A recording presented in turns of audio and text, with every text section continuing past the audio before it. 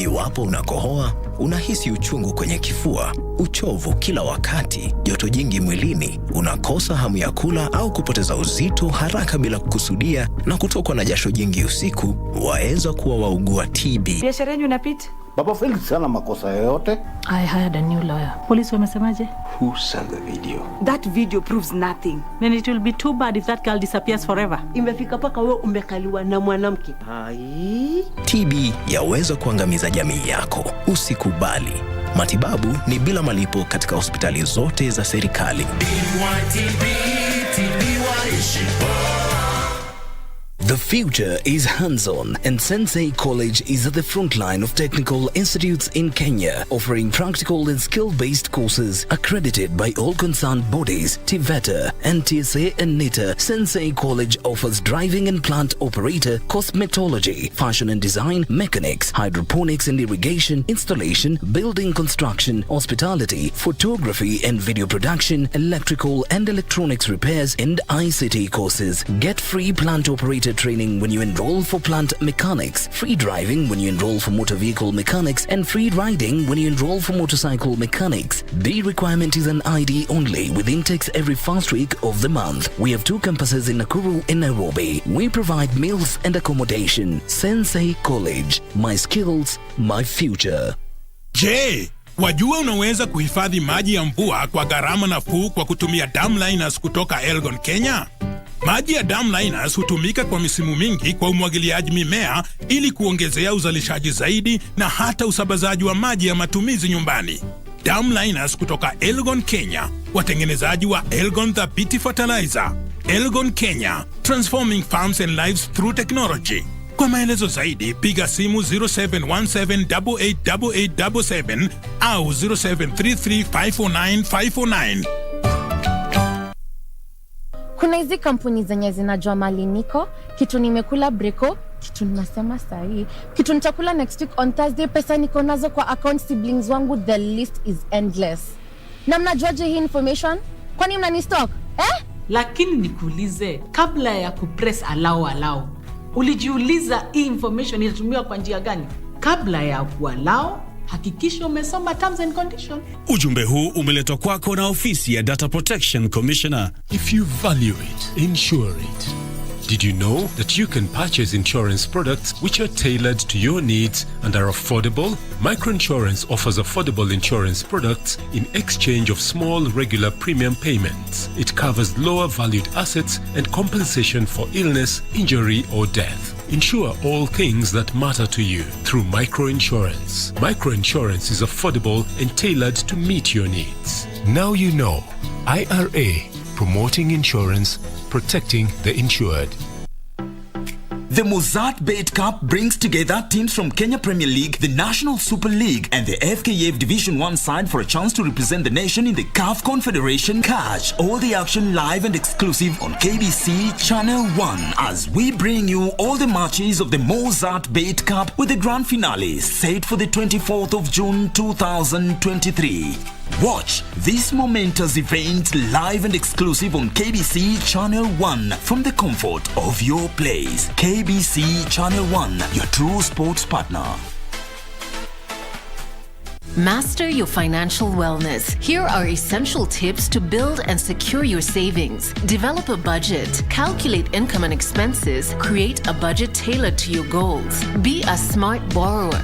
Borrow responsibly. Ensure repayments fit your budget. Make every shilling count. Save intentionally. Put aside a shilling for every 5 spent. Ignore fraudulent calls. Protect your info. Never share passwords or PINs. Banks won't ask. Take charge of your future today by saving to make every shilling count. This message is brought to you by the Kenya Bankers Association and its partners.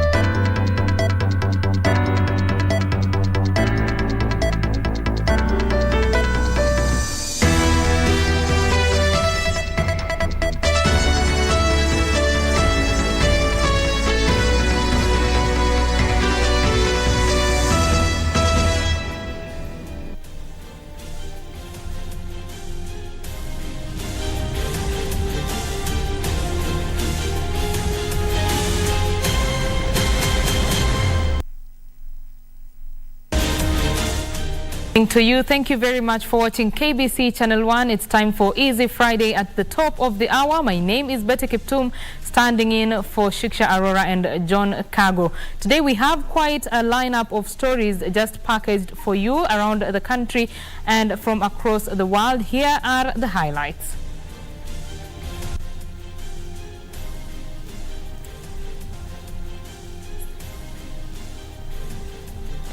We will hold you accountable, DP Rigathi Gachagua tells media practitioners. They must be accountable for what they write and what they say.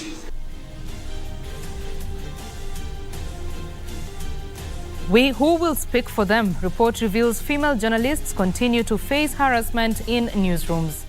The women in Kenya face more sexual harassment, especially in the newsroom.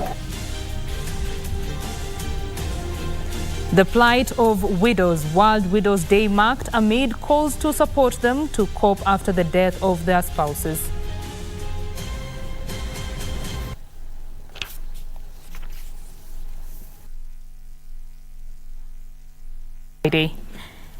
Now, President William Ruto has challenged world leaders to formulate a firm commitment on creation of an inclusive international financial system before September to deal with the negative effects of climate change.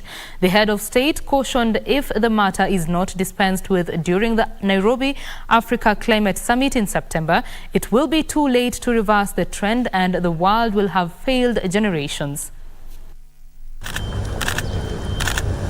President William Ruto, who is in Paris, France, for the Global Pact Finance Summit, convened by France President Emmanuel Macron, challenged leaders and stakeholders to take advantage of the remaining months running up to the September Africa Climate Summit to solidify the gains made so far and come up with a firm commitment on the creation of an inclusive international financial system. The UN Charter was negotiated in 2 months. I also said that the Bretton Woods institution where Kristalina and Ajay are working, they were negotiated in a little village, a little town called Bretton Woods in 1945. In 3 weeks, we have a lot of time between here and Nairobi, and between Nairobi and COP28, we can fix this and it can happen for all of us. The head of state expressed concern on the slow pace of implementing the gains made and the blame game between nations. We value the incredible support by the multilateral development institutions, World Bank and IMF. We also have a wonderful relationship with China. They finance our infrastructure development. The tension between the West and China is unhelpful, is unnecessary, and is as useless as the tension between the North and South when we discuss climate change. President Ruto says after September, the situation will worsen and the world will have failed generations. We are saying we want this time round a mechanism that involves everybody, where we are all paying, where we are all involved, and where we all decide. Because climate change is not about the North or the South. It's about all of us. Ruto also says the Paris summit had come short of providing clarity on how to mobilize $9 trillion meant to maintain the goal of limiting global warming to 1.5 degrees. That great future of immense possibilities. Earlier, the president lobbied thousands of youth and climate change activists to attend the September summit in Nairobi, which he billed as a turning point to the ongoing conversations on climate change. The climate crisis is getting worse every year, with millions losing their lives and livelihoods to drought, flash floods, heat waves, cyclones, and wildfires. Luckily, the solutions to make a difference are in our hands. And when I see you, I see the future and I see the solution to the challenges that exist in our globe. John Jacob Curian, Easy Friday. And Deputy President Rigathi Gachagua has challenged the media to be ready to be criticized like everyone else in the society. Gachagua upheld that going forward, the media must be held accountable for their actions. Deputy President Rigathi Gachagua was at the Jomo Kenyatta University of Agriculture and Technology to attend to its 40th graduation ceremony. Here, the Deputy President took the opportunity to play a counter-watchdog role on the media. Gachagua called on the media to be ready to take responsibility on the news they relay to Kenyans. We want to ask leaders in this country to join Moses Kuria to hold the press to account. They must be accountable for what they write and what they say. And if they write lies, they must be countered with facts. He maintained that the press must stick to values of accountability and objectivity and ensure they disseminate factual news. There is nobody who is immune to accountability. Everybody must be accountable for your actions. And the same way, the courts have been persuaded to gag Moses Kuria from holding the press to account. I want the same courts, when leaders go to court and ask them to restrain the media from criticizing leaders, the same courts must give same orders so that we are fair. It's both sides, the media to respect the opinion of the people and the people to respect the opinion of the media. And the media is there to report without biasness. And us, we need to also to respect the fourth estate. He at the same time challenged the university graduates to take up research and innovation geared towards the creation of employment and alleviating poverty. I don't want to sit here and lie to you that we have jobs for you. These jobs we are going to create together with you. Na kibarua iko.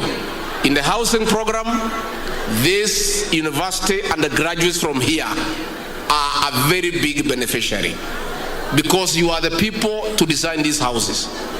The QSs are the ones to do the bill of quantities. Research is the right food for generation of new knowledge and innovations.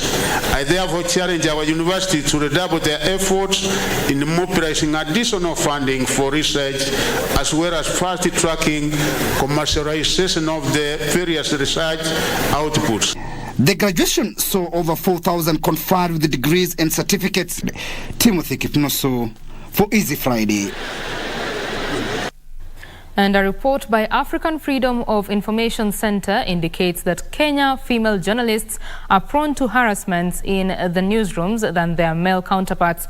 The survey, which conducted between 2016 and 2021 in the East African countries, reveals that despite newsrooms having several anti-harassment policies, its actual implementation is the main challenge. The survey, which was conducted in Kenya, Uganda and Tanzania, said cases of female harassment in the newsroom are more common in Kenya. Much as Tanzania, the women tend to be more self-censoring themselves than it is in Kenya. We want to do this in collaboration with the media houses so that then editors are more sensitized on the need to follow policies, more sensitized on the need to do what they are supposed to do in the newsrooms. The report examining the gender dimensions of journalist safety based on UNESCO's journalist safety indicators further revealed that 78% of the female victims do not report harassment for fear of being sacked. Much as male also face harassment, the women in Kenya face more sexual harassment, especially in the newsroom. And 79% of women who go through this harassment actually don't report about it. For us, like for example in the media, we hardly come out to complain and report these cases because even if the matter is to be taken and action to be taken in line with the law, there has to be a complainant. Speaking during the launch of the report in a Nairobi hotel, African Freedom of Information Center called on state actors to ensure gender-responsive laws are enacted and implemented. Gender associations, the Ministry of Gender in all countries, to ensure that they take these issues very seriously. We are going to share and publicize this report. We also call upon the journalists, as one of the panelists and journalists shared. write about these stories. Collaborations with these are critical in order for them to understand that the work that the media do is important and that they should accord them space to do their work, actually give them safety. The survey was conducted between 2016 and 2021. That is quite a sad report on the state of newsrooms, and we hope that things change. Moving on, did you know that today is World Widows Day? Now, widows across the country are calling on the government to support them find their place in society. The widows, among other things, want the government to allocate them lawyers to help them fight for their rights, especially on allocation of property left behind by their husbands. In Baringo County, women have been left to fend for their families following the death of their spouses as a result of insecurity. The World Widows Day was marked on Friday amid calls to end the violation of human rights that widows suffer following the death of their spouses. In Baringo County, insecurity resulting from banditry activities has left many women widowed.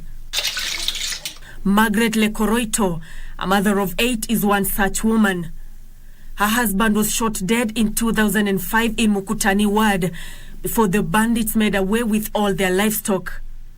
She was forced to flee to Marigat area, and life has not been easy, as she also has a son who is ailing and is now blind from the disease. Sasa mtoto naona sasa amekonjeka sana na hakuna chochote. Baka mimi nakaa tu kwa hii nyumba, hakuna mahali naenda. Nakaa tu kushughulikia mtoto naoni. Na wakora amechukua mfugo na ameua baba yake. Sasa mimi nabaki peke yako tu. Nikafanywa dialysis karibu miaka 2. Sasa mate anashindwa na transport.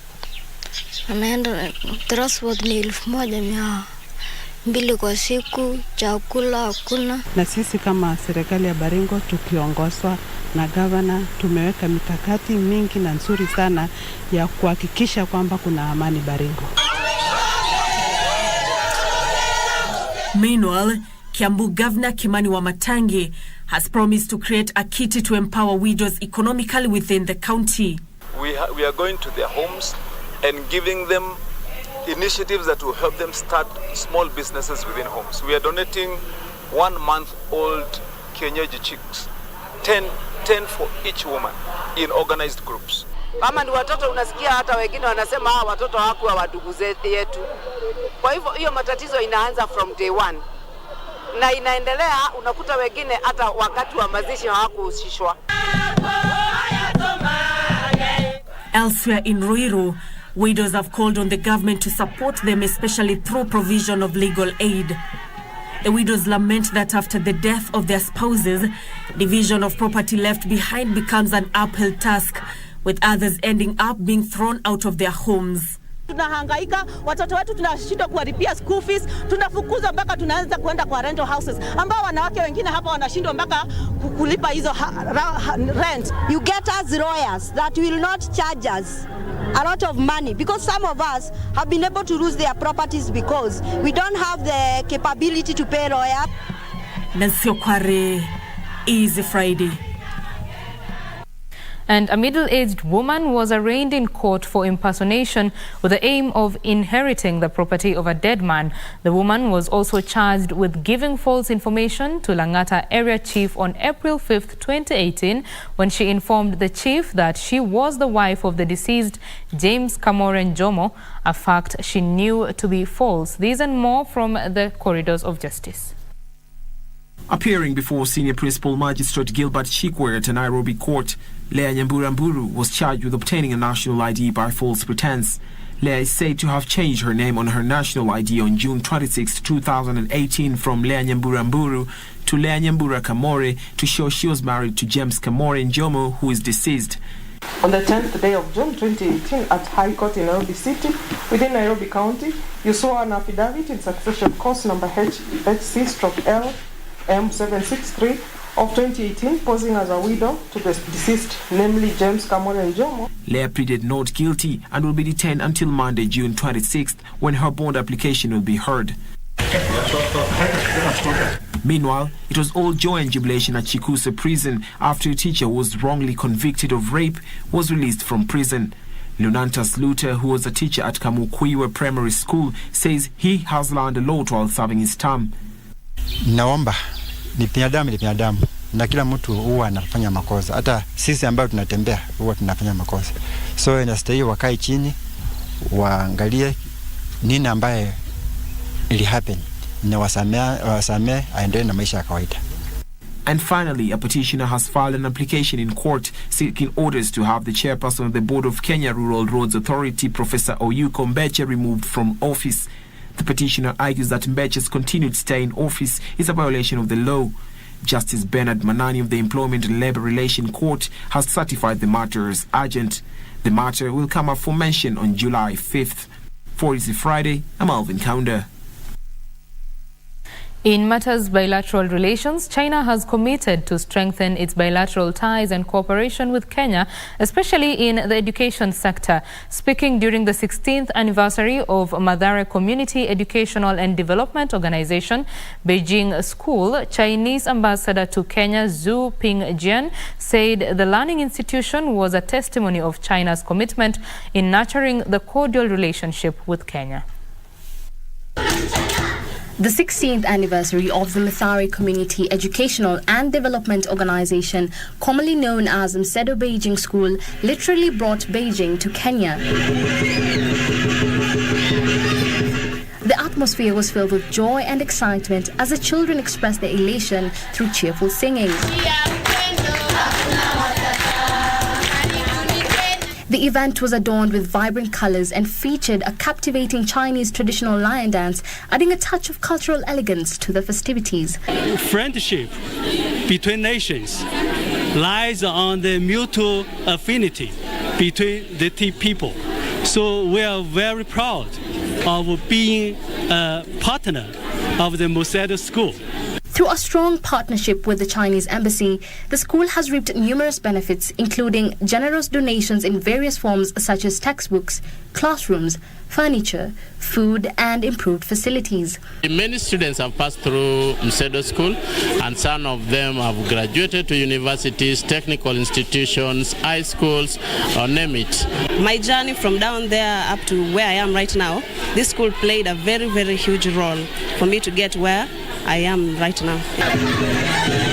The Chinese ambassador to Kenya, Zhu Pingjian, who graced the event, commended the Kenya-China Economic and Trade Association, SETA, for their generous contributions towards the growth of the learning institution. What we can assure the Mozzart Bet School, the embassy will always be here, cassette will always be here. We will try our best to deepen this special bond. We are doing whatever it takes as government, together with our working partners, to ensure that be it the ASAL areas, be it the slums, be it everywhere, every Kenyan child has to get an education. As part of the celebration, the embassy donated over 3 million shillings. The 16th anniversary celebration of Msedo Beijing School has been a momentous occasion, honoring the school's remarkable journey of providing quality education to underprivileged children. Reporting for KBC Channel 1 from Mathare constituency, Marian Tenui. You are watching Easy Friday. Remember, you can interact with us online. We are at KBC Channel 1. My personal Twitter handle is at Betty Kiptum. My colleague Ann Wangeshi and myself will be back with more news in a little bit. Stay with us.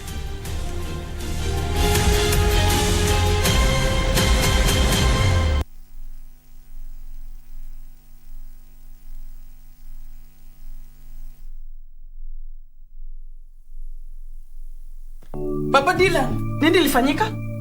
Bao za scaffolding ziliporomoka tukijenga, na tumemwambia foreman kwamba hii nyumba yajengwa haraka.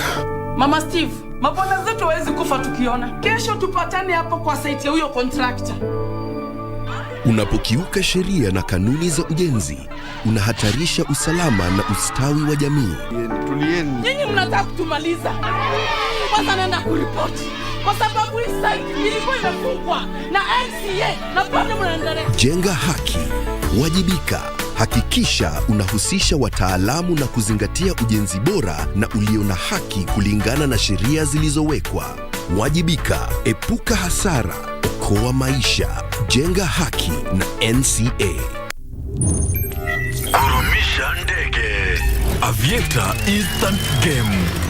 Be a daring pilot and earn by how much high you can lift the plane. The higher you fly, the higher your win.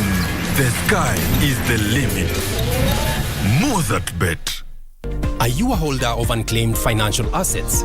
Surrender unclaimed financial assets today and avoid the last-minute rush. Take advantage of penalties and fines waiver ending June 30th, 2023. Report and surrender unclaimed financial assets today.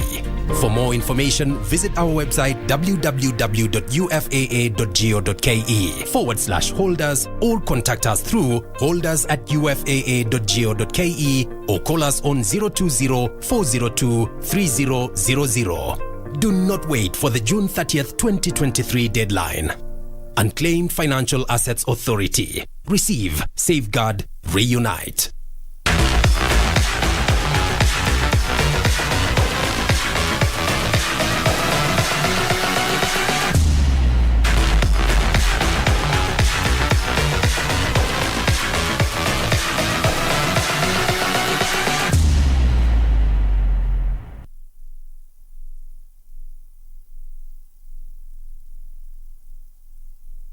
Mkulima, wacha wasiwasi. Nyunyuzia mimea yako maji kwa njia rahisi na ya kisasa ya Elgon Magna Drip Irrigation Line. Kila mmea unapata maji ya kutosha kwa utaratibu. Elgon Magna Drip Irrigation Line, njia rahisi ya kunyunyizia mimea na inapatikana kwa bei nafuu. Elgon Kenya, transforming farms and lives through technology. Cheza Loto Moto 1100.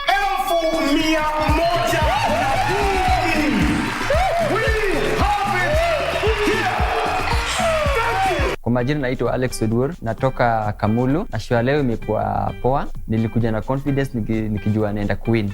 Na nimewin 100,000 hizi hapa. Wale wanacheza Loto Moto waendelee, ni kitu ya ukweli. Loto Moto, endelea kucheza kila siku. Usisahau kucheza Loto Moto. Shinda milioni 2 kila siku kwenye M-Pesa. Chagua lipa na M-Pesa. Paybill number, weka 757070. Account number, andika neno Loto. Weka kiwango chochote cha pesa kuanzia shilingi 50 hadi 2,000. Lipa, kisha subiri draw.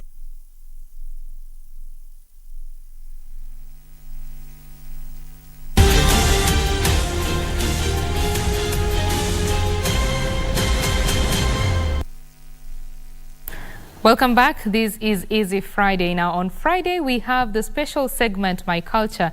Now, over 500 Maasai Morans of the Ilkishuyeki age group, Moitanik clan in Narok County, converged for the Enkipata Olopir ceremony, a social occasion in preparation for Eunoto ceremony. This week on My Culture, we focus on the Enkipata Olopir ceremony, a rite of passage in the readiness for transition into adulthood of young Maasai Morans. Take a look.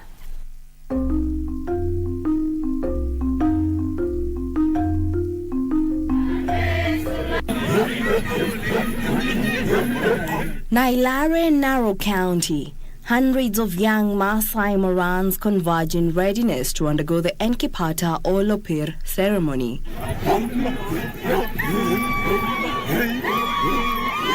The group comprises of young Maasai Morans from the Ilikishuyeki age group of Moitane clan. The Enkipata Olopir ceremony is performed after initiation in readiness to mark the important transition from Moranism to adulthood, in a ceremony dubbed Eunoto. Warani kufanyiwa kimila ili wakuwe wase wa jamii ya mwaka ya siku zijazo. Hizi bado ni Morans, na ili waweze kupisha rika ingine lazima wao watoke kwa Moranism officially. Sasa hizi bado mkiona wako na nywele. Zamani kwa sababu walikuwa hawaendi shule, wangekuwa na nywele mpaka wafanye braid, lakini sasa hivi watakaa hapa, wako na kama mwezi mmoja watoke hapa ili wafanyiwe sherehe za Eunoto. The ceremony will see the Maasai Morans adorn and display their beaded headdress with ostrich feathers called esedai. Ni sherehe ya kukabidhi hawa vijana hizo feathers, ostrich feathers, ambayo itatumika sasa kwa sherehe ile. Members of the community joined the young Morans to commemorate the special occasion. Elderly men slaughter goats and bulls to be consumed during the occasion. 2 elderly men have been selected to oversee how the meals are prepared. At the same time, they will be responsible for the meals served to their guests. Our council of elders wanakuja mara mbili kwa wiki kutayarisha. Hapa mahali tuko ni mahali ambayo wanajiandaa kutayarisha chakula ya wageni, na unaona ile jinsi wanavyochoma hii nyama, wanachoma kwa njia ya heshima na pia wanazingatia usafi. Wasee wanadumisha, wanahakikisha kwamba wanakuwa na nidhamu, si hapa tu Manyata, pia hadi nyumbani. When guests arrive, food is then served. Thereafter, the event kicks off. During this period, after applying red ochre, every Moran is adorned with the headdress. Siku ya leo ni siku ya wao kupatiwa ostrich feathers, kwa zile ambao watatumia katika siku hiyo ya sherehe. Watapewa tu, mtaona wakipewa, hawatazitumia kwa sababu watakubaliwa kutumia siku ya leo, alafu baadaye watakuja kuwatumbuiza bila hiyo. The ostrich feather finery of the Moran full regalia is reserved for important ceremonies, for instance the graduation of the warriors during the Eunoto ceremony, which marks the transition to manhood. Originally, it was worn during raids and wars to give psychological advantage by its added height, but now it is used only for major ceremonies and dances. The Morans are then blessed by the traditional elders. The Manyata is filled with hundreds of excited warriors, singing, jumping and chanting in circles.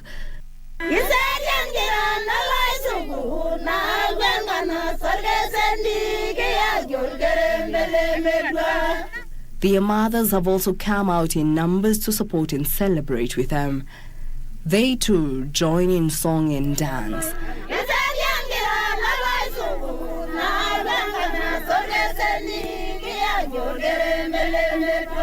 Wale wanaishi Manyata wanajipaka uso wote, lakini wale tunaingia siku ya sherehe na siku ya graduation tunapaka nusu nusu.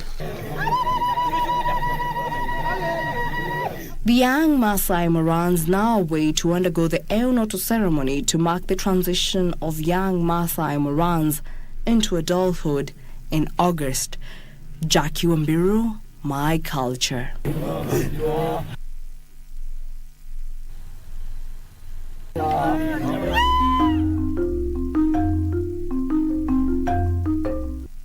Very interesting there to see the Eunoto ceremony from the Maasai community. Thank you, Jackie Wambiru.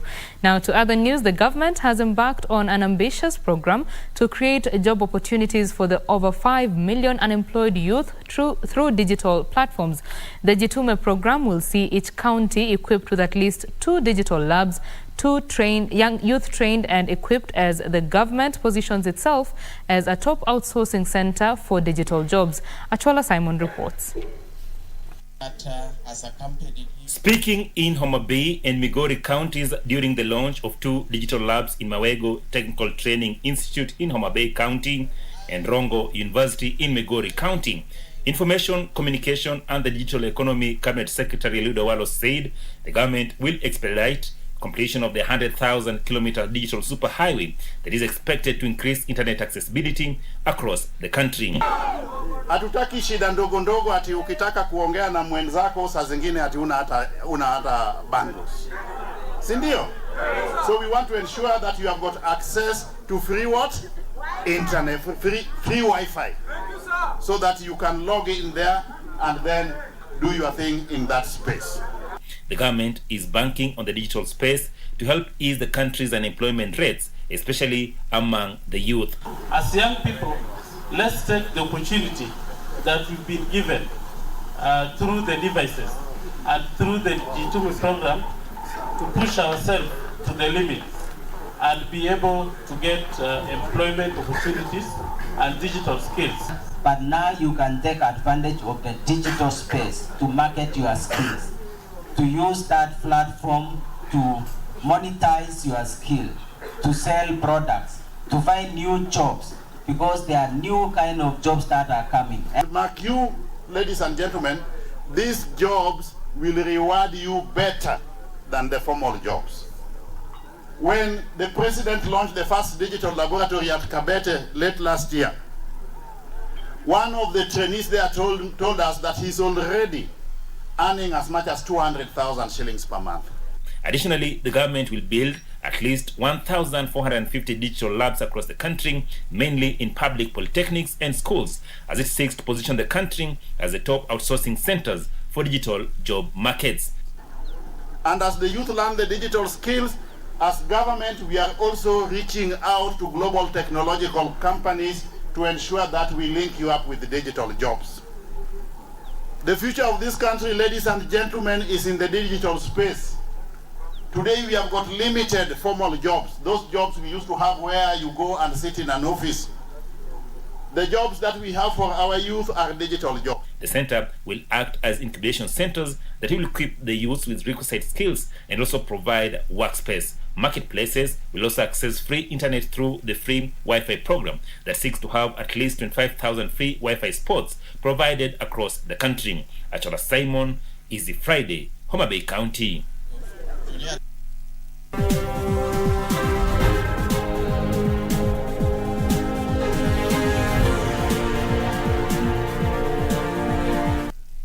Now it's time to get the latest in the world of business. The government is in talks with Indian and Chinese investors to be onboarded for the Turkana crude oil production project to fast-track harnessing of Kenya's crude oil reserves. This follows withdrawal of Africa Oil and Total Energies, who jointly held a 50% stake in the project. Kenya requires $3.5 billion to develop infrastructure in the Turkana oil project, which was incepted in 2012 but has faced delays. Energy and Petroleum Cabinet Secretary Davis Chirchir says the government has identified potential investors from India and China to fill the void left by joint partners Total Energy and Africa Oil in efforts by the government to ensure the process of harnessing the crude oil reserves in Kenya to the benefit of Kenyans is fast-tracked. Chirchir projects that field development plan for the Turkana oil project will be ready by August this year. I was in India not very long ago to talk to the Indian government. We've been talking to the Chinese. There are prospects because even as we talk to climate change, you look at those vehicles on the road in the developed economies, look at the amount of energy requirements. People talk about energy security for their country. We have issues of compensation, land acquisition, other things. But we said we'll handle these other minor issues as we get to contentious issues that are really expected by the people from our county. Kenya has been spending $500 million every month on importation of petroleum products. Countries have been unveiling plans to shift from fossil fuel to clean energy, with some automakers announcing that they plan to fully transition to electric vehicles within the next 10 years. Frederick Moki for Easy Friday. And Europe's largest carrier, Air France-KLM, has opened its African hub in Nairobi in a bid to grow its presence on the continent. The carrier says it plans to expand its African frequency by introducing new routes this year. Transport Cabinet Secretary Kiptum Murkomen says the aviation industry is expected to register better growth going forward once the finance bill is enacted. The bill proposes the scrapping of the 16% value-added taxes on aircraft parts and aircraft engines. Data from the International Air Transport Association indicates that the air transport sector contributes $3.2 billion to Kenya's GDP, translating to 5% of the country's wealth. However, high taxes on aircraft spare parts and various levies on the industry have choked the growth of the industry. Amidst the noise you've heard around the finance bill in this country, in the aviation sector, we celebrate the scrapping of these taxes because it was beginning to make Nairobi unattractive for aircraft maintenance and also in terms of importation of aircraft parts. Stakeholders are banking on the enactment of the recently passed Finance Bill of 2023 that, among others, proposes to scrap the 16% value-added tax on aircraft parts and aircraft engines. The bill also has removed the 3.5% importation declaration fee and 2% railway development levy to spur growth in the industry. The policy also will ensure that airlines have the freedom to take advantage of the market opportunities, particularly with the African Continental Free Trade Area in line with Vision 2030.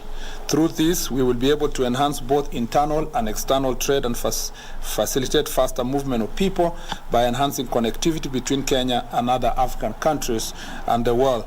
Speaking during the official opening of Air France KLM African headquarters here in Nairobi, Transport Cabinet Secretary Kiptum has urged players in the aviation sector to take advantage of the National Aviation Policy to optimize market opportunities, especially in the African Open Sky Initiative under the African Continental Free Trade Area and Kenya's long-term development plan, Vision 2030. In total, in this office, we will have more or less a capacity of 35 staff full-time. And then, but the region that we manage out of this office is what we call the Engeza region, is on the passenger side 155 staff members. Air France KLM planned to grow its African route by using Nairobi as its launchpad. Regina Manyara reporting for Easy Friday.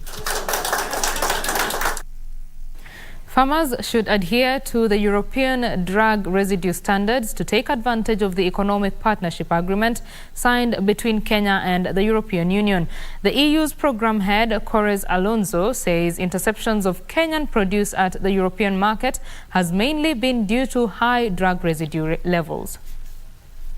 Kenya and the European Union have signed an economic partnership agreement that is expected to increase shipment to Europe. Kenyan export to the European Union increased by 15% to 133.2 billion shillings. To increase exports, Kenyan farmers have been urged to adhere to the strict drug residue requirements in the European Union. We buy a product from the market. We should know where it's been farmed from, what date it was farmed from, and that's linked to traceability. So there's the standard on traceability. Farmers and companies, they need to adapt to the regulations of the European Union in terms of pesticides and other certifications that they are needed to export. He asked farmers to consider using water transport as opposed to air to ship their produce to Europe. Increasing of exports of horticulture produce, fresh produce or fruits by the sea will allow that increase of volumes.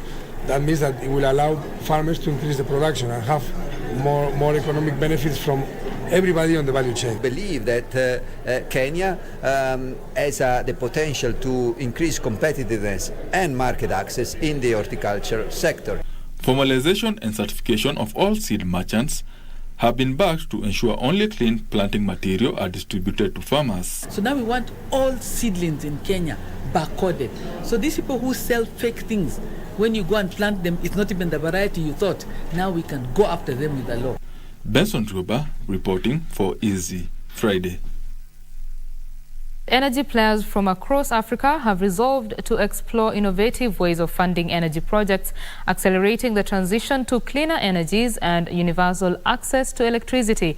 They say a collaborative approach is required to unlock opportunities that will expand energy access and create jobs. The three-day Africa Energy Forum in Nairobi drew to a close today, with participants calling for adoption of new technologies that would power the continent to meet growing energy demands. They backed strategies such as capacity building and improved engagements with local communities to help drive the transition to greener energy. They discussed how African countries should ease the cost of doing business to stimulate investments and tap into the huge renewable energy resources in the continent. Nduta Mokami for Easy Friday. Moving on, Kenya music producers are lamenting over what they term as misuse of power by directors of the Kenya Association of Music Producers over their recent decision to oust the current chairperson of the board.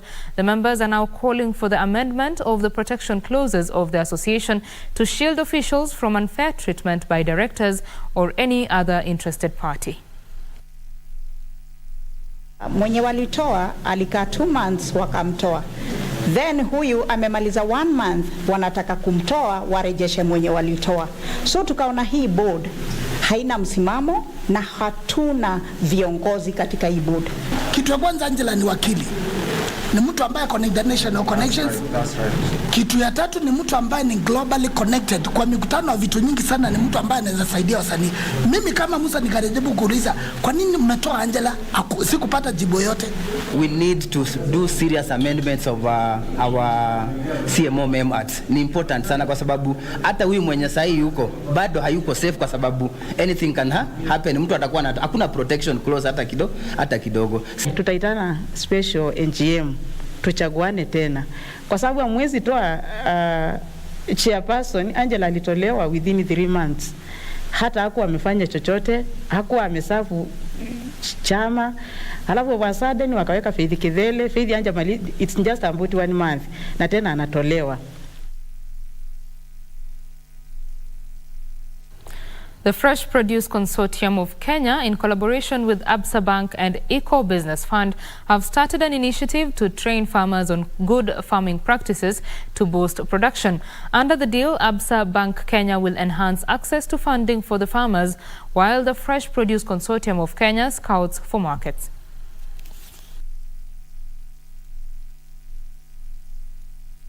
We are looking at how can we give those people, how can we help them, maybe if they want what we call an asset finance, how can we really support them to get the machines that they want, to buy maybe the car that they want to transport their produce. We are also looking at how we can get them to open a bank account, how they can operate a bank account.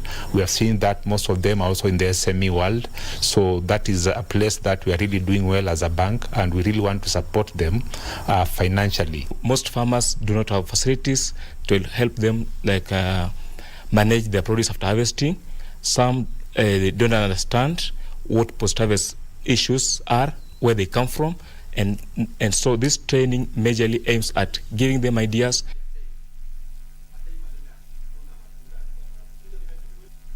Now that's the business news. Sports news is coming up. Be sure to catch up with me on the other side of this break to give you the latest on matters WRC Day 2. Stay with us.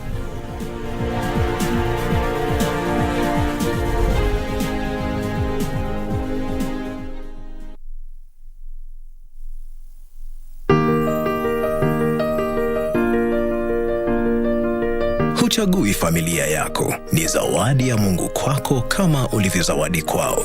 Iwapo unakohoa, unahisi uchungu kwenye kifua, uchovu kila wakati, joto jingi mwilini, unakosa hamu ya kula au kupoteza uzito haraka bila kukusudia, na kutokwa na jasho jingi usiku, waweza kuwa waugua TB. Nenda hospitalini ukapimwe. Ikibainika ya kwamba ni TB, utapewa dawa, na ukimeza vizuri ulivyoshauriwa na daktari, utapona. TB yaweza kuangamiza jamii yako. Usikubali. Matibabu ni bila malipo katika hospitali zote za serikali.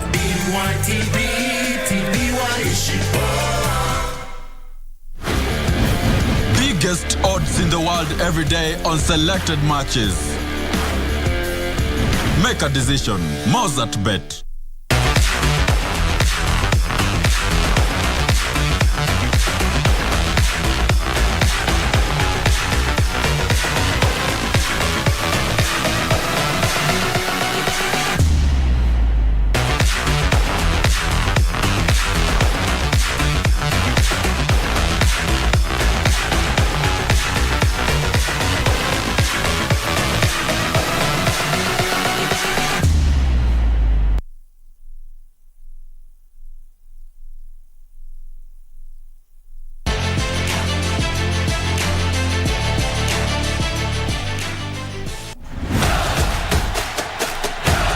It is the cup with the golden ticket. Mozzart Mozzart Bet Cup, 2 million shillings. CAF Confederations Cup. Kuwa mshindi. Mozzart Bet Cup.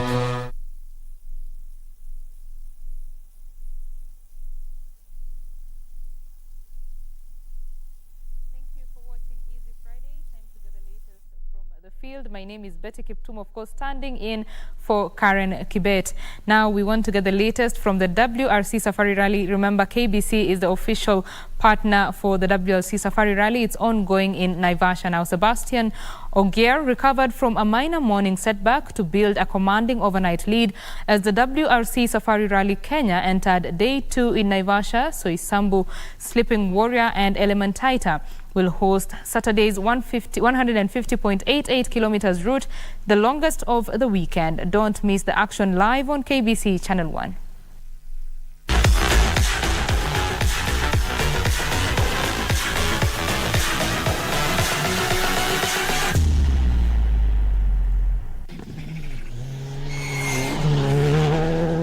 Ogia ended the day 22.8 seconds clear of defending champion Cairo Vampera. Elfin Evans holds to the third place following today's actions. Japan's Takamoto Kasuta and Hyundai Manda Nisodo were placed 5th and 6th respectively. It's been a very good day, honestly. I'm happy, except for this hybrid issue this morning. It was all perfect, so so far so good. Of course, 22nd is good, but in Kenya it's not that much. You know, we know that tomorrow is the longest day of the rally. The second loop was a lot tougher. The Kedong was properly rutted. It was like a rhino charge, but not as bad as last year. No fesh, no, just deep rut. M Sport 4 drivers Oitanak and Pierre-Louis Lubet had a day to forget and are several minutes back from the lead in 7th and 8th overall. It was very, very tough this second loop, especially Kedong. It was so rutted with a lot of rocks. We were so lucky to even finish. It's a great feeling for the first time in Kenya. It's a great position. We're really happy with our day. It was really tricky. We managed to stay out of trouble, and that was the goal.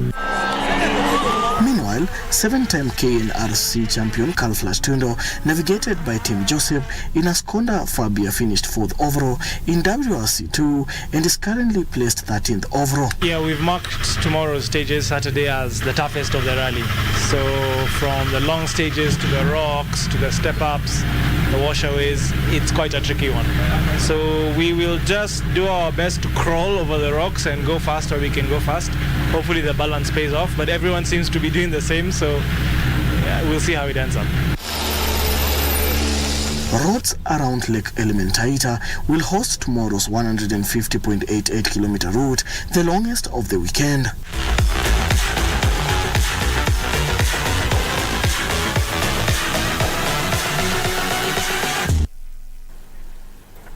Still on the Safari Rally, Kedong proved to be the toughest and punishing stage, with several drivers experiencing punctures and broken car parts. Kedong was one of the 3 stages run today after Loldia and Geothermal.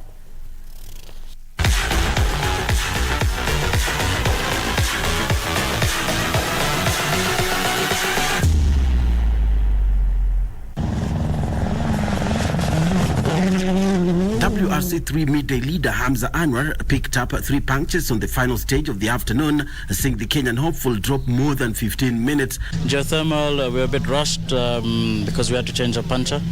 Changed it, we had a 10-second penalty because we were 1 minute late. Yeah, we got the brake issue sorted in the first service and we were doing quite well, but suffered 2 punches actually in Kedong.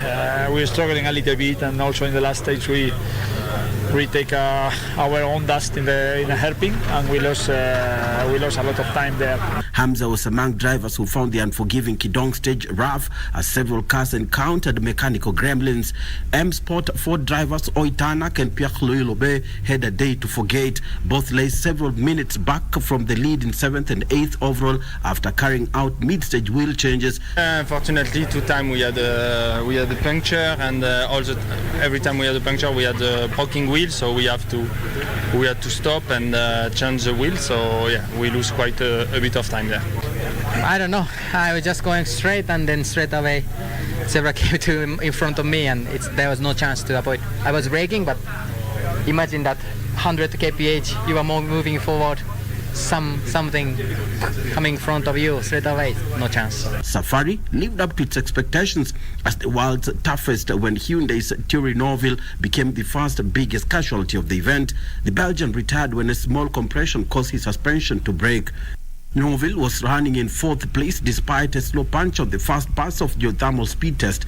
We had 2 flat tires, so we decided not to change them and drive the rest of the 10 kilometers with them. So the front right was on the rim completely, and then the rear was just delaminated completely. So anyway, the times were good. It's just that after the first loop, they were already quite far ahead. So the inroads would make were quite small, and then I had a puncture. So I don't know whether that was me or that was just the stages. Sometimes, the rocks hide in. You don't even know what you hit. You just realize you have a puncture. So maybe that's how it is. Frenchman Pierre Loilobe lost a cumulative of 3 minutes after he was forced out after hitting a hole. Esapeka Lapi also faced the Kedong wrath after his car hit a rock. Other drivers will be hoping for a better day on Saturday are Kenya's Minesh Ratod, Oliver Solberg and Giancarlo Davite. On Saturday, the cars head to Soisambo, Sleeping Warrior and Elementator for a cumulative total of 150 kilometers. 3 stages will be run on Sunday. That's in Malewa, Osirian and Hell's Gate. Yeah, it's going to be a long day. Definitely a big challenge, and I think tomorrow's stage will be much more rough than today. So even today it was always a challenge for the cars like we saw, and tomorrow will be more rough. So yeah, we need a clean day. Reporting for Channel 1 Sports from Naivasha, I'm Bernardo Kumu.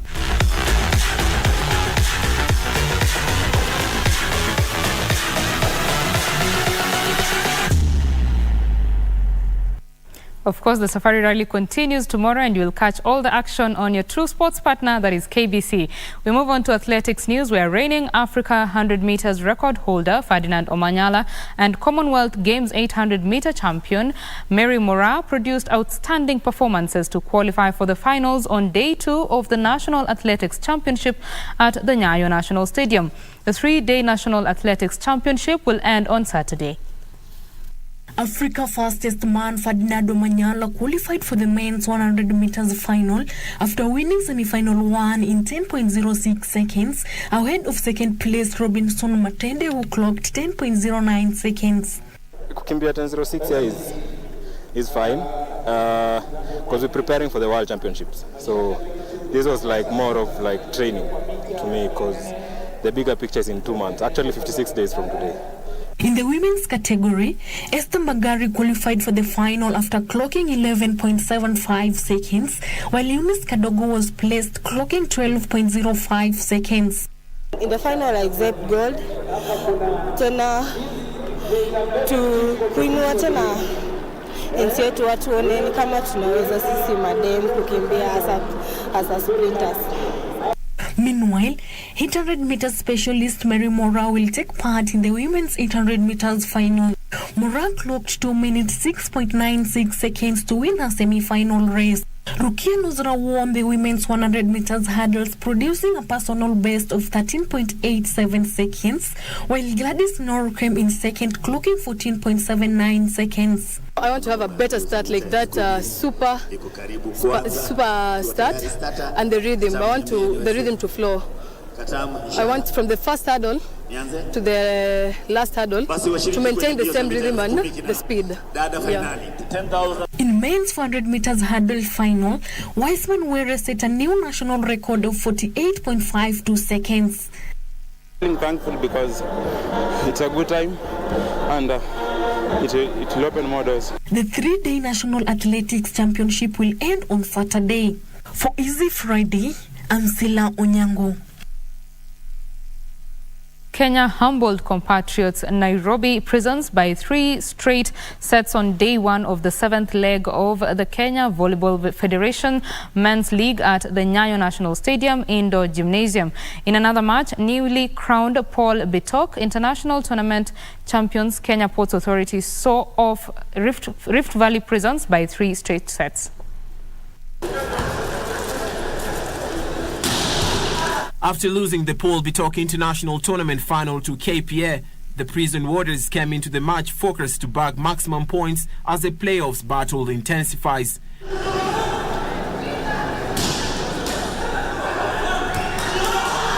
The David Lungaho Chargers labored before winning the first set of 25-23.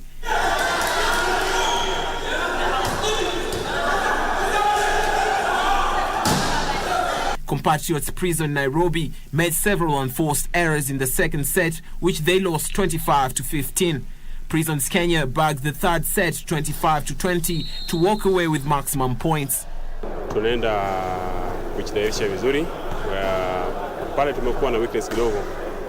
Tunaenda kusort out kidogo kwa sababu haijakuwa vizuri kwetu so far, lakini tumeshakuwa vizuri. Mambo yote tunaenda kujitahidi vyema wakati tukipiga playoffs. Ndio haikuwa mzito vile nitarajia, maana hiyo timu inasumbua mara mingi, lakini kwangu mimi ilikuwa ni ya muhimu, maana nilikuwa nataka nimalize league kwa ushindi. Sasa nimemaliza na ushindi wa 3-0. Kwa hivyo nawapongeza wachezaji wangu kwa kucheza vizuri, na sasa tunaangazia mashindano ya playoffs, maana tumefuzu kwenye playoffs ili tuweze kutafuta kama tunaweza kushinda ubingwa wa mwaka huu. In another match, newly crowned Paul Bitoke International Tournament champions Kenya Ports Authority saw off Rift Valley Prisons by 3 straight sets. That's the sports news. Remember, KBC will be bringing you the WRC Safari Rally that is ongoing in Naivasha. Be sure to catch the action tomorrow. Of course, your true sports partner is KBC Channel 1.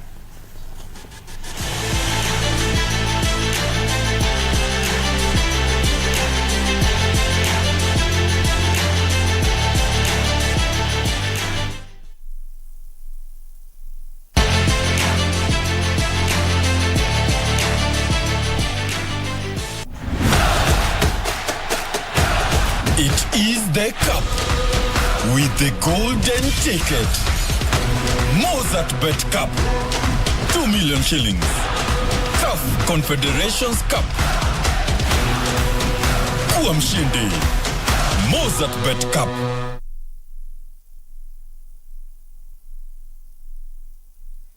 Well, that is the news this evening. Thank you very much to you for watching Easy Friday on KBC Channel 1.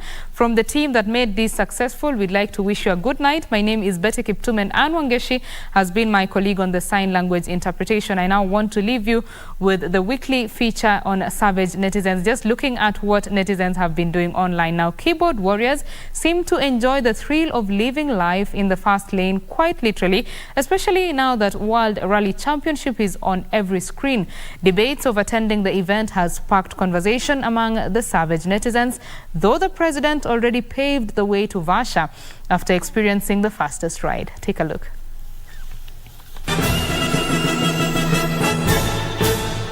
This week, it's all about the Fast and Furious as netizens highly welcome Safari Rally. What's their take exactly? Let's find out. It's that time of the year again when netizens closely follow and tell the chronicles of those headed to Varsha for Safari Rally. This year, attendees clearly did not come to play. They arrived in Varsha in style. Fresher captioning an image of choppers tweeted, "These are the boys wameenda Varsha genuinely." Alafu kuna wewe na kahaya with the pressure trying to fake life. Mad jumping into the conversation tweeted, "Boys wapi, hawa ni wababa." Rahul posing a question tweeted, "Girlfriend yangu amesema anaenda Varsha. Should I be worried ama?" I cannot believe my eyes. I cannot believe my eyes. But who else would be better suited to flag off the rally if not the head of state? President William Ruto had a glimpse of what the actual action feels like after riding with one of the competitors. Okay, ready? Ready.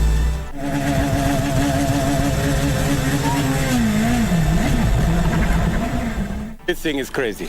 This was bound to ignite fires on social media platforms. These guys are really professional. It's really something out of this world. Michael, presumably, hapo presidential security walikuwa na goosebumps from here to Lake Kivu. Njoroge, finishing up on the matter, tweeted, "Rais is feeling the thrilling moments, utamu wa Safari Rally." But while it seems like fanatics are already headed to Varsha, economists seem a bit worried. Nico asked, Mnafika Vasha leo ama uchumi ni mbaya? Branji responded, I am here this year, I am here next year, I am here the year after next year. Kuwa macho summing it up, watu hatuendi Vasha form ni gani this long weekend? I am not sure kuwa macho, but how about I leave you with this No Rush song?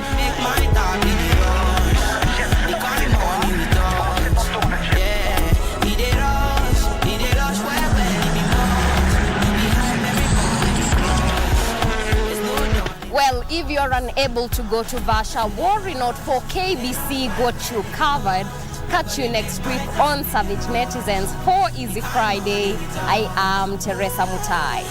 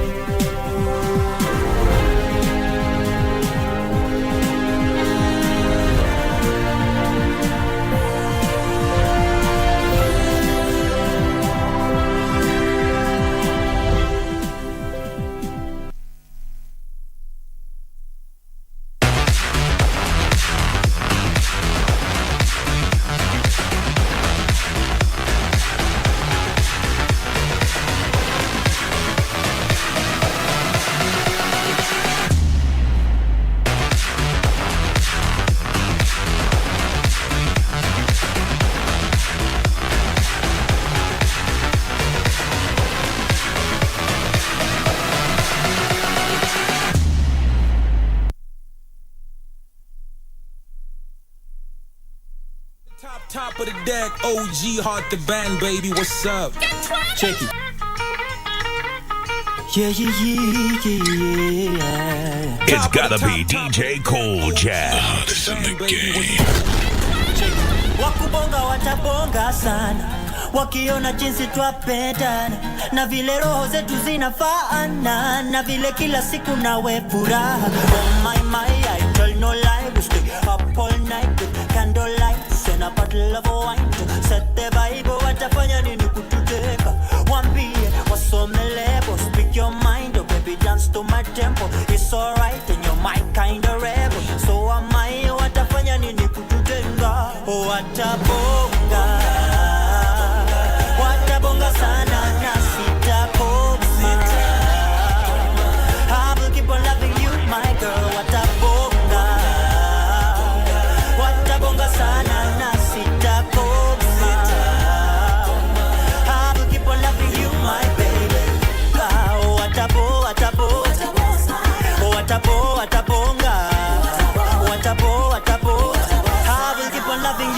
Watabonga, bonga sana, ni maneno tu ni vigumu kuzo sana.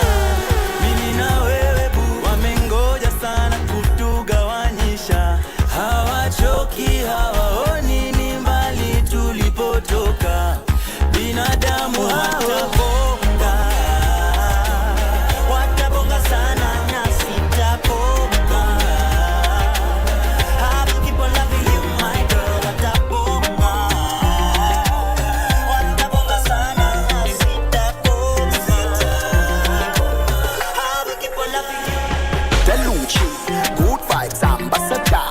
Now let the vibes, what you wanna shanga? Who this? Call me, dan da da da. Nikishika mic for your rock, ta ta ta. Move your body, move your body. No bother about nobody, move your body. Move your body, move your body. No bother about nobody, move your body. Say nah, you no let no ma. Nah, you no let no ma. Nah, you no let no ma. The Luchi ni no ma. We have a new dance for them.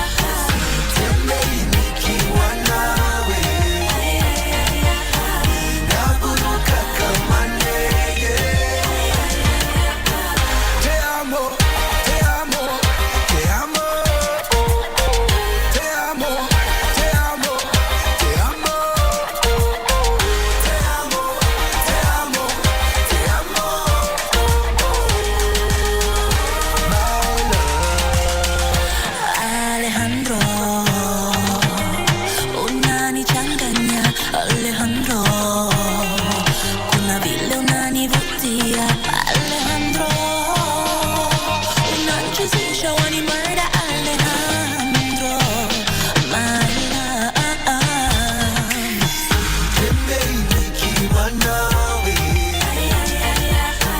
naburuka kama ndege.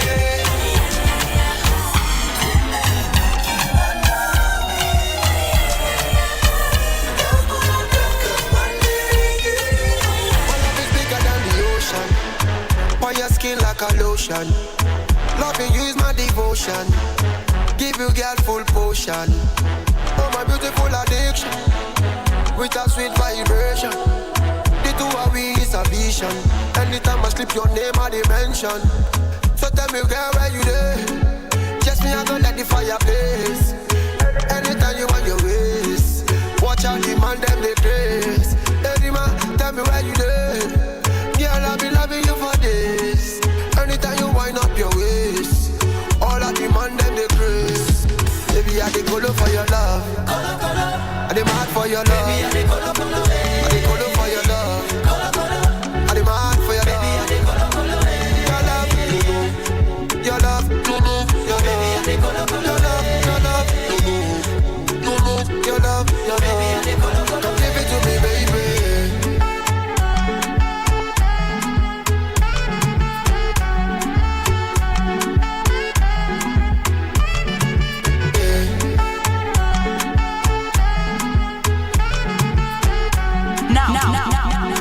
Now hear this. Now hear this. I hope you're happy now. I see you flexing on the ground with your sponsor, Susanna. I hope you're happy now. I see you change your skin color and your hair is longer now. Na kuona body hapo kando ya Champs-Elysees. Ukitesa na kamini none of my business. And I see you in London, silicone on your bum bum, shaking what your doctor gave ya, on your worst behavior, Susanna Vande. Hello, hello, hello, hello. If you get to hear this song, somebody loves you. Susanna Vande. Hello, hello, hello, hello, hello. Change your mind and come back home. Somebody loves you. By 8, by 7, alafu 9, 10, 11. No disturbance ni mimi na wewe, nimetuma saa kadhaa, masaa kadhaa, masaa kadhaa na wewe, nimetuma saa kadhaa, masaa kadhaa, masaa kadhaa na wewe. Well, long time no see, kumbe unaweza keep time, I see. I'm only talk by 6, expressway nukalipa toll fee. Nakumbuka tukipatwa lodging na ule chali yako ponyi ulikoga sana softy, alipigwa transfer sasa uko lonely. Ndo maana unanisaka sana Friday usiku na Saturday mchana, sleep over to Viper Jams. Bad girl we unaga manas, but nakupenda hivo. Hiki kwa shingo, hiki sipigi, I'm very simple. Niko na time leo sitoki kwa wiki. Fika by 8, usichelewe. Uzuri jami na ishanga by 7, alafu 9, 10, 11. No disturbance ni mimi na wewe, nimetuma saa kadhaa, masaa kadhaa, masaa kadhaa na wewe, nimetuma saa kadhaa, masaa kadhaa, masaa kadhaa na wewe. I need your company, don't let me down when I need you, come near. One day I need your company, girl just live by my side. Jack in the mix, in the mix, in the mix. You got me crazy, you know that you know. Company is what I want right now. I can deny. Company. You know I need you in my life, company. You come along and we live some more. Close your eyes, bend your knees, you know. Oh my life, you're my G, you're my company. Anita wanna party, call me now. Sabina wanna back it on a beam.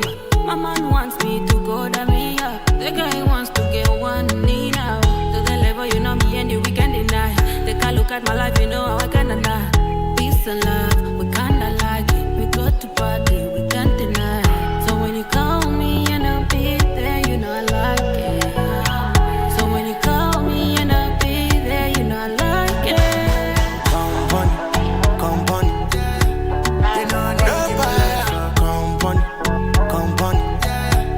You come along and we live some more. Close your eyes, bend your knees, you know. Oh my love.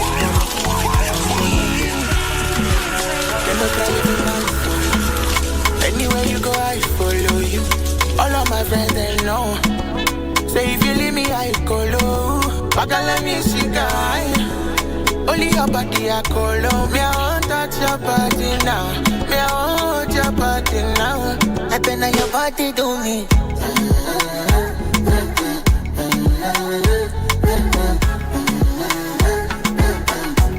See this thing like melodies.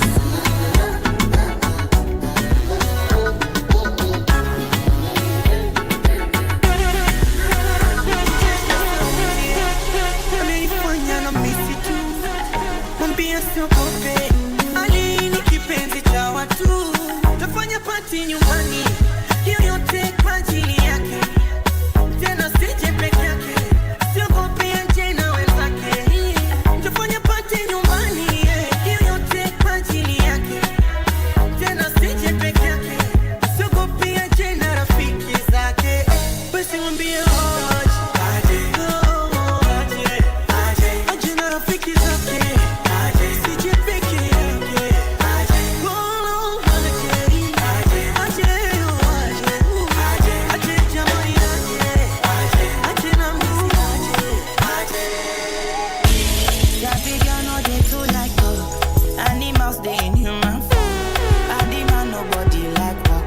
You must hustle if you want job. You no finish, they won't fight us. If them they run, them no fit catch up. I know they form say I too righteous. No con they form say you too like us.